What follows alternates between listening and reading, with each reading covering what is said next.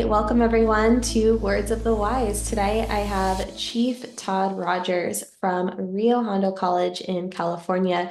He has 40 years experience in law enforcement, and I'm really excited to have him on today's episode. So welcome, Chief Rogers. Thank you so much for being here. Hi, Paige. It's my pleasure to be here. Thank you.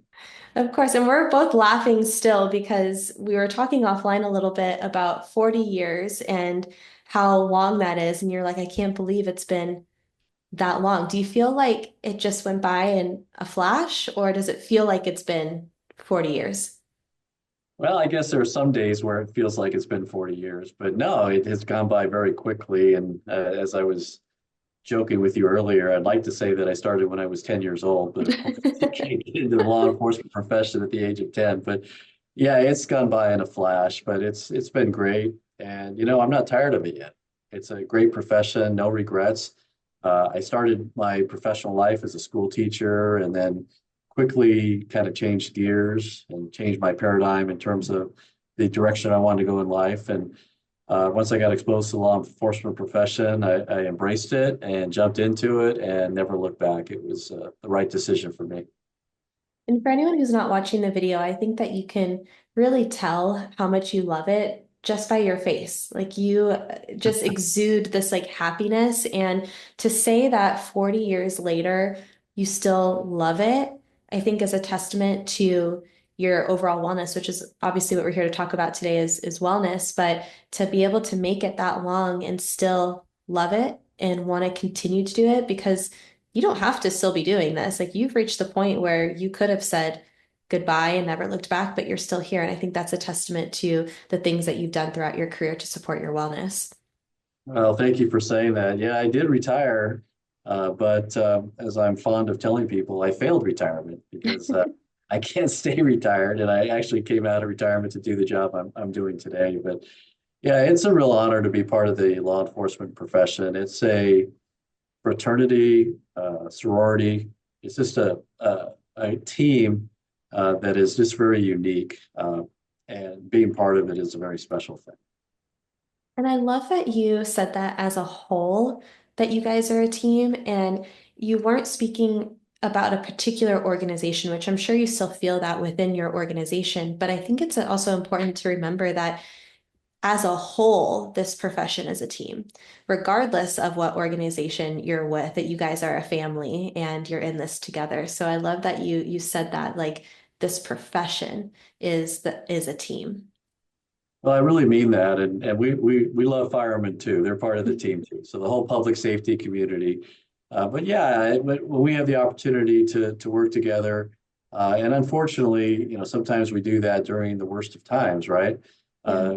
During riots that we've had and we've had to respond to. But the camaraderie, that brotherhood, quote unquote brotherhood, that we have is real, and it's something that I'm really proud to be part of. And it has not diminished over the years, even with the climate, whether it be anti-police or pro-police. It's that's kind of a cyclical thing. But the partnership that we have within the profession and in the first responder community has remained very strong. I smiled when you said and firefighters because I was like, well, that like that friendly rivalry that you guys have is always really funny to watch. And when I first started in this wellness space, I didn't know that you guys had that kind of like, joking back and forth with like, you know, hose dragger or like whatever things you guys say back and forth to each other. But I Yeah. think you're right that even though it's all in good fun, you guys all do come together and you all do respect each other and you do support each other in the work that you do. And it is a team. So I kind of laughed because I was like, we know like the funny things that go between the two of you. But at the end of the day, especially when it matters, you guys are all coming together to work together. Yeah, absolutely. I would never make fun of a fireman for getting into the wrong line at the recruitment fair. It's not right. And it's so funny because like the things that they say about you guys too, it's like, what do cops and firefighters have in common? And they're like everyone wants to be firefighters or, whatever it is. So Yeah. I think it's mutual back and forth. But I do agree that, when it matters, you guys do bond together. And that's something really unique and special that doesn't happen in really any other profession that I can think of. So it does sound like a very special and unique group and profession to be a part of. I know that you said you started, so you're from Southern California. You told me this offline. You're born and raised out there. And your first agency, was that LA County? Yeah, Los Angeles County Sheriff's Okay. Department. Yep. Class And you 227 at the Sheriff's Academy and started as a cadet. And once I graduated, worked the jails, worked patrol, and then worked my way up through the ranks and retired after 32 years with the department. And that's where you spent your entire career until now. You retired. You couldn't stay retired, and now you are the chief. And for anyone listening, you are a chief of a brand new agency. So this is Rio Hondo College. It's a brand new police department that you're getting off the ground currently. Yeah, that's right. Last September, so it's been about 6 to 8 months now that I've been on the job, and the Rio Hondo College Board of Trustees decided to start a police department. Their very first. I've never had one before, and they called me and asked me if I'd be willing to be their first chief of police. And what an exciting opportunity it was. I mean, even though I'd been retired for a while and wasn't actively looking to go back into the profession as a police chief, the opportunity to create a new agency from the ground up was just something I couldn't resist. I mean, who gets to do that, right? Uh, Yeah. Very few people get that opportunity, and they're very excited here at the college about having their police department, from the board of trustees to the president to faculty and staff. And they really embraced me and the organization as we start to build it out. And so there's a lot of excitement around it, and it's been a challenge. I've never, dealt with some of this back end stuff before in terms of creating an agency. A few frustrations, but for the most part, it's going really well. We're on the verge of being California Post Certified. So we'll be the newest post certified agency Mhm. in the state of California. We just had our inspection and went very well. So I tell everybody I'm doing that. I'm buying everything from pistols to patches and everything in between, and just hired my first dispatcher who's sitting in the room next to me right now. And we're in the process of trying to hire some supervisors and more dispatchers, and we'll be doing police officers in the very near future. That's awesome. And one of the things that kind of popped up in my head that I feel like is coming from you as you talk is this sense of gratitude, this like mindset of gratitude. You're like, who gets to do this? I'm so excited. Still 40 years in, I'm so grateful to be a part of this profession. And everything you say is coming from this space of gratitude. And that's a hard thing to do. I think having a positive mindset is something that's trained, it's learned because it's, I think, easier to look at the bad things and to kind of, you know, become set in this negative mindset. What are some of the things that you've done throughout your career that have helped you to maintain that positive mental health and that positive mindset? Well, it's not always what I've done or only what I've done. I mean, I've had a lot of great mentors in my career that have helped me get to that place. And all of us in the law enforcement profession have had some pretty dark days, whether we've lost partners or, got in trouble for something or had a negative encounter in the field. It could be a variety of things. But I had a lot of people I look up to who have pulled me aside at various stages of my career and given me some really sage advice about how to deal with that. But one of the major things that I've done to deal with the stress and the rigors of law enforcement is I've really embraced physical fitness. I've made it a lifestyle choice for me. And sometimes it's been inconvenient because it's taken time away from the family or other things that I might want to do. But I decided early on to really embrace uh, weight training and eventually running, cardiovascular stuff. And I studied a little bit about what was best for me, and it took me a while to evolve in my, I guess, physical fitness journey. But I kind of found that equilibrium, and so it not only has accrued physical benefits for me, but psychologically, I think it's helped quite a bit, not only in my professional life but in my personal life. There's no doubt that I'm able to handle the stress as well as I can because of the fact that I work out every single day. And I love that you said it was a lifestyle choice because I think that for a lot of people, it's you kind of wait around for it to be convenient or for you to have the motivation to do these things. And then those things don't come because it's never really convenient and you're never really going to feel motivated, especially if you have a lot going on. And so for you to say, hey, I'm going to make the choice, the conscious choice to prioritize this for myself. And then even further than that, I'm going to find the routine that works best for me.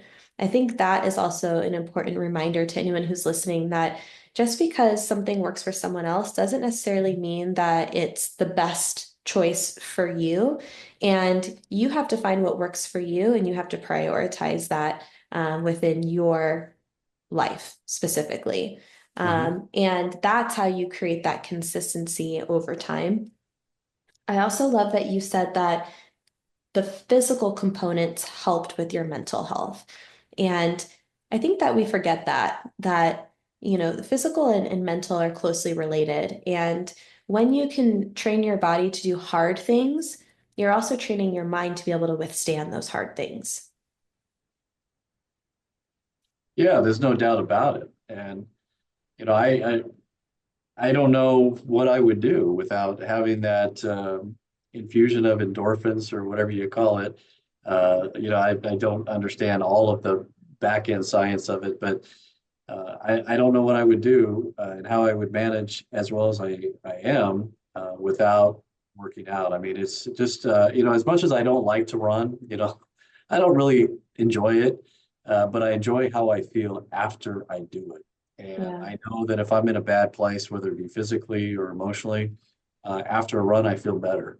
It's even made me feel better when I feel like I'm coming down with a cold. It's kind of Mm, silly. Maybe it's not recommended by the medical profession to go out on a 4 mile run if you're coming down with something. But, I've done that and it's really helped. And, um, if there's a choice sometimes between getting an extra half hour of sleep or getting up earlier and doing at least a short workout, I usually opt for the workout. And I'm not maniacal about it. I am dedicated to it, and it is that lifestyle choice that I mentioned. But I know the difference that, working out for 30 minutes will accrue more benefits to me than maybe that extra 30 minutes of sleep. Not always, but usually that's where I default. yeah. And I'll tell you right now, and I think this goes back to like finding what works for you. You couldn't pay me to go on a 4 mile run. Like that's just not for me, but for various reasons. I have to choose more low impact for my body particularly. And I've had like different physical, I guess you'd say like ailments or challenges that I've had since I was a baby. And so like there's things that I have to do for my wellness that is different than what you do for your wellness. And I think it just goes back to that like 4 miles might work great for you. And for me, maybe it's a HIIT workout or a yoga class or whatever that is. And so, I think that it's also like in the perspective of building out a wellness program, realizing that it's not a one size fits all. And there's lots of different ways that, people can find that stress relief and that physical and mental wellness.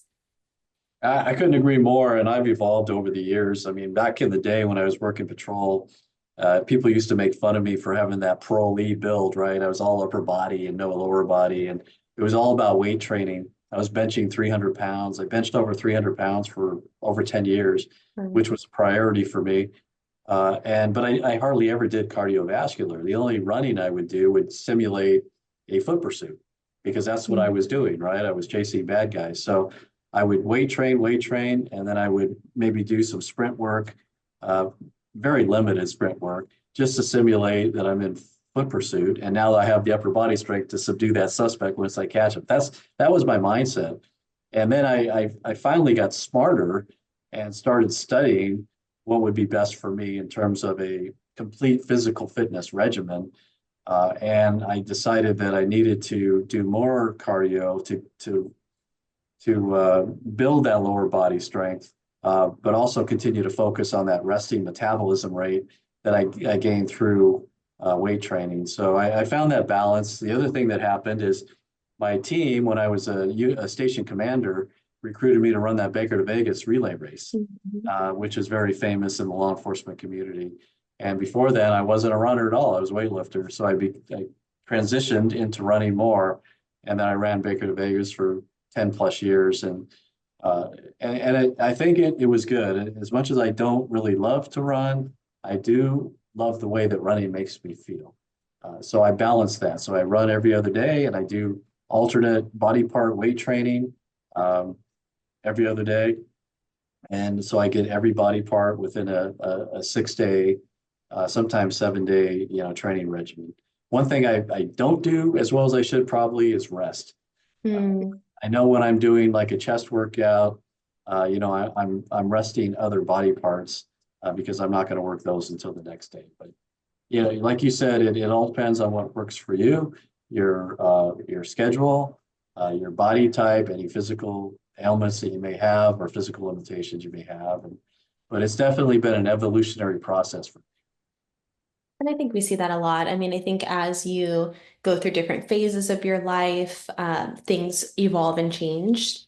They have to, like you're not going to be benching over 300 pounds when you're in your 80s or 90s, like things have to change over time. And I think having the, I don't know what word I want to say, but just having the realization that, one day you might be focusing more on your mobility than on your strength. And Mhm. one day you might be focusing more on cardiovascular than you are on weight training or, whatever it is. And so having that like adaptability, I think is important. But I think ultimately it's like, what is your goal? And then how can you achieve that goal? And kind of like reverse engineer it a little bit. And so it sounds to me like from what you've said, and you can correct me if you're wrong, but your goal was longevity. Like, how can you, make it to 40 years on this job where you still feel healthy and you still feel like mentally you're good? And I know when we talked offline, you said a lot of your colleagues, when they retired, had disabilities and they didn't have that longevity. And so if your goal is longevity, then, depending on where you are within your career or within your life, what are those things that you can do now that are going to help you to achieve that? Well, I told you offline, I think physical fitness is the closest thing to the fountain of youth that we have. And, that may be an overly simplistic thing to say, but it was always very important to me to look good in uniform, especially as I was rising through the ranks. But even as a deputy, a line level deputy, it was important that I portrayed that professional image, not only to the bad guys, but also to the good guys. I wanted the bad guys to know that I could take care of myself, but I didn't want the community to be embarrassed by seeing this out of shape, deputy sheriff, walking up to handle a call. And as I became a supervisor and executive, I wanted the people who worked for me to be proud of who their captain was, who their assistant sheriff was, who their commander was. I feel the same way now as a chief of police. I think that professional appearance has a tremendous impact on a lot of things, not only image, but it's been proven that if you have a professional appearance, suspects are less likely to take you on, right? So it might actually reduce use of force. But yeah, and I wanted to survive the career. I'm one of the few people in, I guess my demographic that retired without having a service-connected disability. I took a regular service retirement, and it doesn't help me tax-wise, but physically, I'm still able to do things like run 10Ks and lift weights. And I'm not as strong as I used to be. Clearly, as you were mentioning, there are limitations. My shoulders hurt from benching all that weight for many years. So I have to use dumbbells instead of barbells and stuff like that. But yeah, I feel honestly, I feel as physically capable, maybe just not quite as strong, but as physically capable as I did 20 years ago. And I have to attribute that to my training regimen. And it's not perfect. My habits aren't all perfect. My eating habits really leave something to be desired. But fortunately, I'm able to overcome some of that by exercise. So the benefits just are really too many to mention, I guess.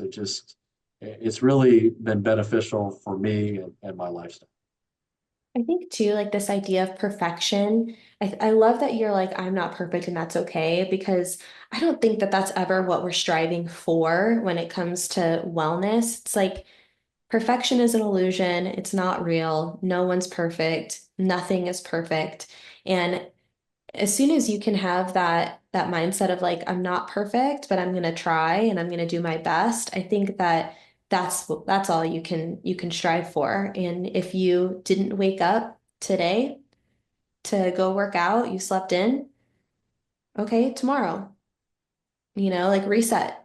It's okay, like, and Yeah. eventually it'll become easier. So I appreciate that mention of like, I'm not perfect, but I try, and this has been something that's been beneficial. I know that at your previous agency, there were certain things you kind of alluded to them a little bit, but there were some things that you did to kind of build camaraderie and, wellness within your organization. Can you talk about some of the stuff that you did at your previous agency and then how you're bringing that into your new agency as you build it?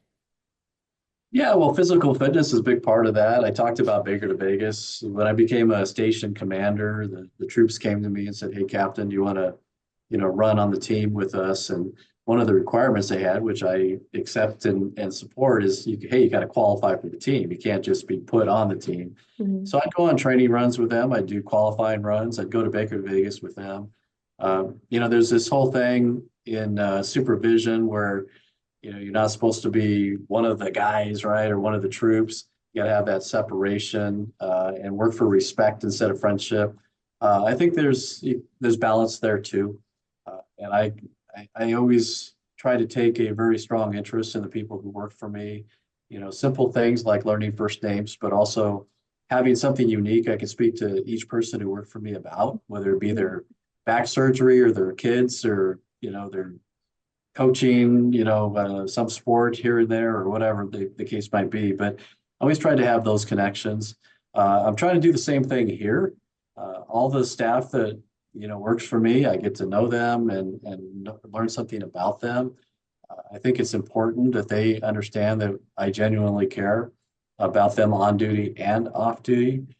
Once I have police officers working for me, which I don't now, if they want to go on a run with the chief, I'll certainly do that. If they want to work out, after work, I'll be happy to do that with them as well and provide, my advice to folks. I have some folks that maybe could step up their physical fitness a little bit, or maybe they're just overall healthy habits. If they want my advice on that, I'm happy to share it. But I'll certainly be setting the example here at Rio Hondo College in terms of my uniform appearance and my fitness and my physical ability to do the job. I won't ask them to do anything that I'm not capable of doing. I love that. And I love that you said that you're setting the example, but you're also humanizing yourself and you're being authentic. And I think that that goes a long way when it comes to wellness, when like people feel like you genuinely care about them and that you know their first name and maybe you know what's going on in their life to a certain extent and you care. And I think the word authentic is the key word there. It's like a genuine care, then I think that that also attributes to the culture and that attributes to organizational wellness as well. And obviously, the larger the organization, I mean, you came from a huge organization before. So the larger the organization, the harder it is to maybe know everyone's first name. But I still think coming from a space of authenticity of like, I do care about you goes a long way. I think so. I had people that I worked for who genuinely cared about me, and I had some who didn't. And so I learned from both of them, right? I learned what not to do and maybe what to do and how to do it better. And as I mentioned at the very beginning, I had people that pulled me aside and weren't afraid to tell me when I was going down a path maybe I shouldn't be going down, or if I was being too aggressive in certain areas, or I was being too ambitious. That's something that, young police officers, young deputies do all the time is I'm too anxious to be a field training officer or get promoted or whatever. And so they had to power me down a little bit. I was pretty intense. Uh, so I had good role models in that regard, but I also, again, I had those role models who taught me what not to do, and how Yeah. not to supervise and how not to be indifferent toward the people who work for me, and how to not represent the department in the best possible way. So, again, I'm not perfect. I've made mistakes along the way. I'm not the perfect chief of police, but I do want people who work for me and work with me to know that I genuinely care about them. I want them to be successful. I want them to go home safe every night. And I want to have the best possible little police department we can here at the college. I love that you said, because I've heard this before, but in a different context, and so it just kind of like rang a bell in my head. Because I love that you said that you learned what to do and also what not to do.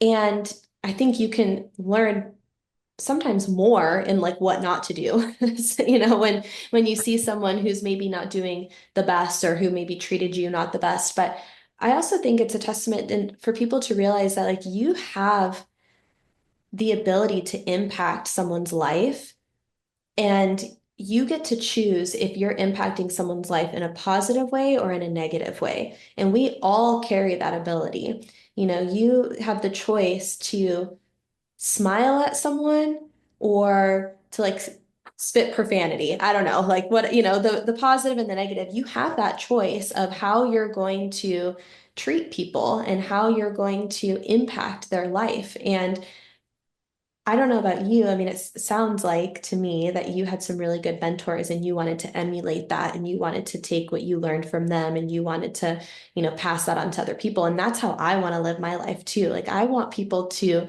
talk about me and to know me as a good person and someone who cares. But I think that you have the ability to be either and you have to choose which side you're on, kind of.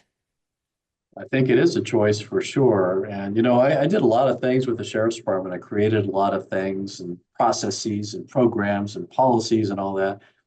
And the longer I'm gone, nobody knows about that stuff and nobody cares, right? Nobody cares that Todd Rogers created this process that we have to evaluate critical incidents. But what they do care about is the legacy that I left with the people that are still on the organization. And Yeah. it's and I'm not the best who's ever done this or anything. I don't pretend to be, but I do get calls from folks and I get emails and I get text messages from people who work for me. And it'll just be a random message saying, "Hey, you knew my name, or you knew about me and my family, or you made this impact on me during my career and the time I worked for you." And maybe I didn't appreciate it back then, but I appreciate it now. And I really appreciate the leadership that you provided. Even people that got in trouble, even people that I disciplined, have come to me after the fact and said, "You know what, I get it now. And I appreciate what you represented." And I used to go out in a radio car as a department executive and make arrests and would work the radio car by myself and handle all my own stuff. That stuff resonated with people. I didn't do it for that reason. I wanted to stay current and I wanted to prove that I could still work a radio car, take bad guys to jail. But I still hear from people that remember me doing that and appreciated the fact that the example they said I set as an executive on the sheriff's department. So I'm doing the same thing now as a chief. I suit up, I work a radio car, I go out and do my thing, but I do it mainly for selfish reasons because I like doing it. But the legacy we have really is the impact we leave on people. That's really what we should strive to do, whether it be in the law enforcement profession, in physical fitness, or in life in general. That's what I strive to do. I completely agree. And I I would be a hot, sobbing mess personally if I had people reaching out saying that I impacted their life in that way, because that's everything. That's the best compliment you can possibly receive as someone who doesn't have to reach out to you. You've left the agency and retired, and they don't have to do that, but you created such an impact on their life that they felt like they wanted to and needed to relay that message back to you that you had a positive impact on their life. And that's everything. I think that's the highest compliment that you can possibly receive. And what you said at the end was what I actually wrote down. It's not necessarily the things that you do, but it's how you make people feel. It's how you impact the people around you. And I think that that's really important because I think sometimes we get so caught up in like the nuts and bolts of things, but it's like how you make someone feel is going to be far more important than what you did, if that makes sense. 100%. I remember the people that made me feel important and made me feel empowered and uh, like I said, important to the organization or important to them personally. And I tell you, I really, I do enjoy hearing from those folks. It's very humbling to get those messages, get those phone calls, and it actually it makes me feel like what I did in the organization was worth it when I hear those Mhm. things. Yeah. Like all the sacrifice, everything was worth it. Yeah, yeah. I mean, everybody wants to leave a legacy, right? Everybody wants to be remembered, and as you age and as you move on and you retire, you talk about irrelevance. In my profession, they say, well, you've got relevance for maybe 1 or 2 years after retirement, and then after that, nobody cares anymore. And an organization like the sheriff's department, no, not singling them out, but they're such a massive organization. Somebody described it to me one time as a movie that just keeps running, right? You step in and you step out. And when you step out permanently, that movie just keeps running and they just move on. You're no longer the assistant sheriff, Todd. We have a new assistant sheriff. We're worried about what he or she has to say. And that whole relevance issue is real. I mean, the longer you're removed from the profession, the less relevant you become to the profession, and really to people that are in those organizations that are active in those organizations. So when you hear from people that are still there and they go, you know what, I just handled this thing and it made me think of you and what you taught me, that makes you feel good. It makes you feel validated that what you did in your career actually mattered. And I think that that's, if anyone's listening right now who is still active in the profession, maybe that's a reminder for you to reach out to someone who is retired, who did have a positive impact on your life, and to say hi and to tell them that, you know, you still care and you still think about them because we know that retirement is such a tricky transition for a lot of people, and a lot of people feel like they've lost um, their sense of purpose and belonging, and you miss that camaraderie and that team unity. And so if there is anyone listening, maybe this is your sign to maybe take a moment and reach out to someone who who has retired and just tell them you're thinking about them because it does go a long way when you feel like you're still cared about. I think that's great advice. And if you're working a station and an old timer comes to your front counter and said, hey, I used to work here and just wondering if it's changed or if it's all the same, take some time out of your schedule and give them a tour. I used to do that at my station. We had some guys that opened the station, 20 years before, and they just pop in unannounced. And my secretary would go crazy because, it'd interrupt my calendar. But they asked to see the captain and, hey, is the station the same or what's changed? And I'd walk them through. And I if for love some that. reason I couldn't do it, I'd have somebody else walk them through. But, bring them in. At one point, they were a big deal, right? They were a big deal at that station. And we forget as people age out and retire and move on, it's like, that guy was an amazing cop or she was an amazing cop when she was here. And, we should respect that. I love that. I think that that's great. I know that, you did retire and you couldn't stay retired for long. Yeah. And now you're building this brand new department. What are some of the things that you're hoping to bring into this new agency when it comes to wellness or building a culture? What are some of the ideas and plans that you have to, kind of get this off the ground so that you're starting off on, the quote unquote right foot when it comes to wellness? Well, I want credibility for the organization. We're going to be a small department. We're going to be a brand new department, the newest in the state of California, but credibility to me is very important. So I'm keeping that in mind as I buy uniforms, design uniforms, as we purchase equipment. In terms of culture, It's all about the guardian mindset. We know that police officers have to be, warriors at the appropriate time. But really, especially here at a college, it's all about being guardians. We want to create this protective bubble around, we have 5 campuses. We have the main campus and 4 offsite. We want to create this protective bubble around all 5 of them and make sure that our students, faculty, staff, everybody feels comfortable coming here and knowing that if something bad should happen, we have a police agency that can handle it. So Mhm. being post-certified is very important to me. That's going to elevate the standard of training that's required for all of us, from the chief all the way down. We're going to be heavily focused on training on the law enforcement side. I'm going to emphasize physical fitness. I want people to look good in uniform. I want them to be physically capable. We're not going to have a whole army of police officers to respond to the different incidents. So those of us who do respond, I want them physically capable to handle those things. Of course, we can request backup from other agencies if we need it, but I want to handle as much as we can in-house here. But it's about a professional, credible organization and people within the organization who convey that we clearly care about protecting the people we're responsible providing public safety services to. I feel very inspired. I feel very pumped.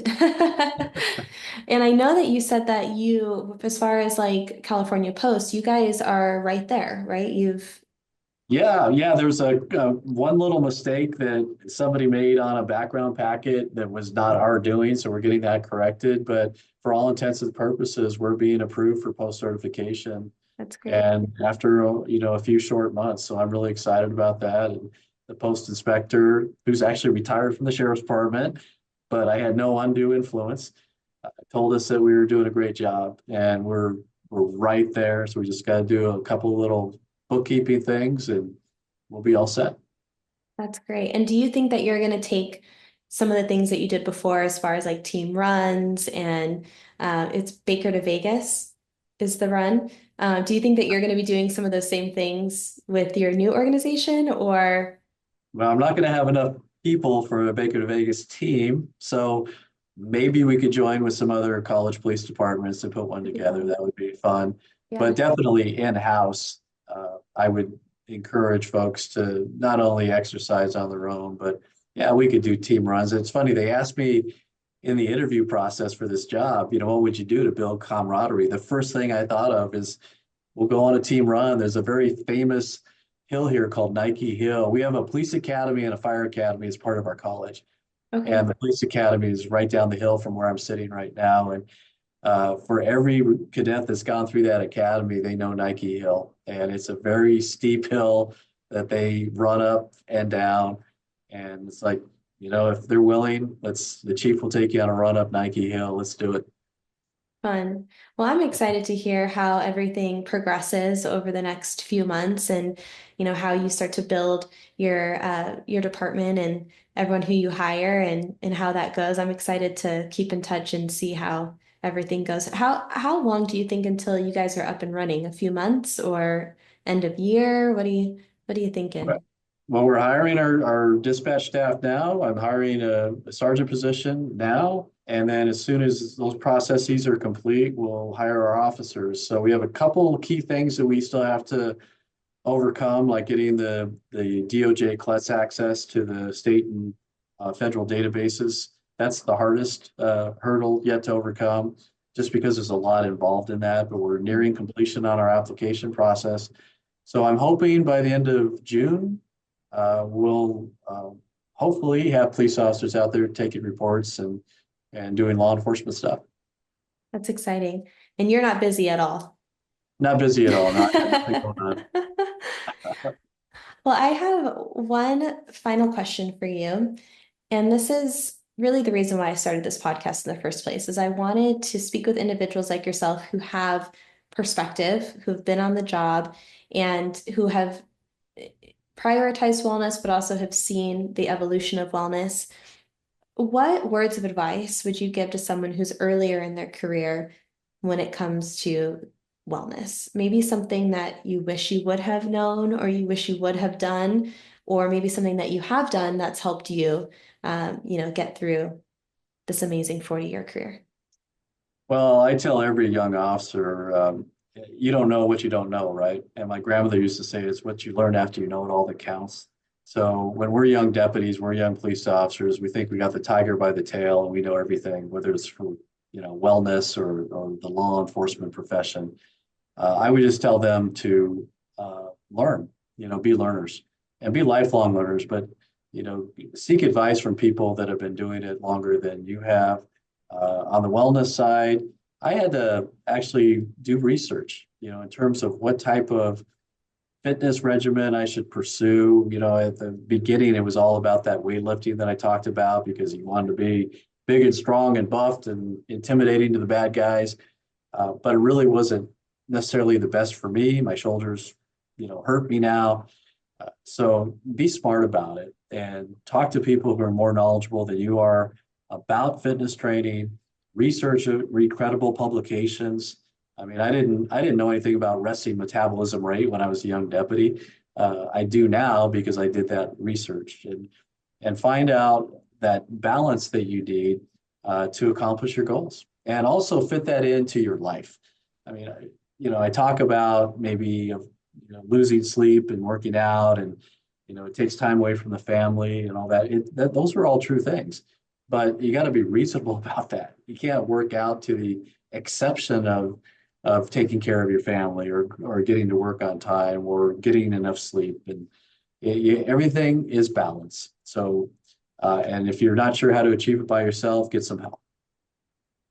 Thank you. I love that you said be a learner. I think that that's great advice. And I think that that helps us to evolve as humans to be able to continue learning and to always be a student. And that's something that I always try. I try to be teachable. And I think that if you can keep that mindset of being a student and being teachable, then that means you have that open mind to information and other possibilities. So I love that you said that. And I was hoping you could repeat what you said your grandma said. You don't know what you don't know. Can you repeat that? Because I thought that was genius. My grandmother said it's what you learn after you know it all that counts. It's what you learn after you know it all that counts. Yeah. And what I said before that was you don't know what you don't know. And I'm still finding that out. I'm learning things every day. I supervise people who used to deal with the back end stuff of running a police agency. I never completed a CLETS DOJ application before. I didn't know there were 700 plus questions I had to answer. I'm doing it now, and I'm learning how to answer those questions as I move along. So every time you think you know it all, something else will come up to humble you and prove to you it's like, nope, you got to be that lifelong learner. You really have to understand that you may know a lot, but there's always somebody who knows more about a particular topic than you do. But grandmas are wise. Grandmas are wise. I love Grandmas that are so wise. much. And I Yeah, feel like that's the point of life is to continue learning and continue growing. I know it sounds really morbid and it's not meant to, but my saying that I always live by is if you're not growing, you're dying.